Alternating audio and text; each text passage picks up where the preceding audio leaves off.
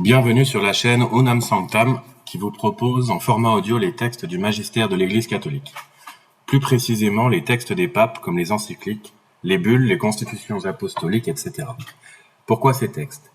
Je suis parti du constat qu'à notre époque, les gens ont souvent des vies à 100 à l'heure et n'ont pas le temps qu'ils souhaiteraient pour lire et donc se forment, s'informent et se perfectionnent en écoutant des conférences, des cours ou des débats dans lesquels, et la boucle sera bouclée, il est souvent conseillé de lire les textes du magistère. Ces enseignements des papes sont de véritables trésors de la religion catholique. Ils sont marqués du sceau immuable de la vérité catholique, la seule vraie, et sont pour la plupart couverts par l'infaillibilité pontificale promise par notre Seigneur Jésus-Christ aux successeurs de Saint Pierre. De ce fait, aucune crainte d'erreur. Il s'agit de l'enseignement de l'Église, le même depuis 2000 ans, le même jusqu'à la fin des temps.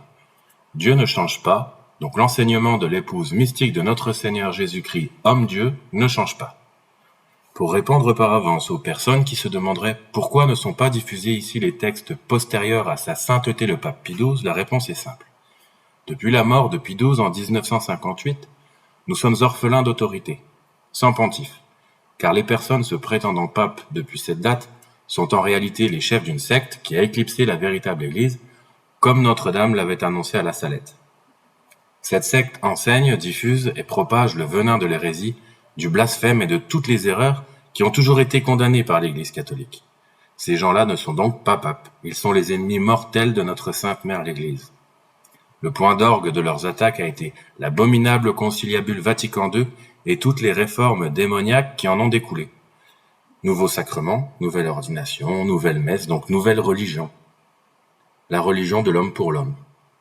Les textes diffusés ici seront donc exclusivement antérieurs à 1958. Voilà donc pour le contenu de cette chaîne. Un court mot à présent concernant les commentaires et échanges qui seront peut-être postés. La charité est la règle. Aucun message, si véridique soit-il, ne peut porter de fruits s'il est teinté de manque de courtoisie ou pire d'agressivité. C'en est tout de ce premier audio, merci de l'avoir écouté. Vive le Christ roi et vive la Sainte Église catholique.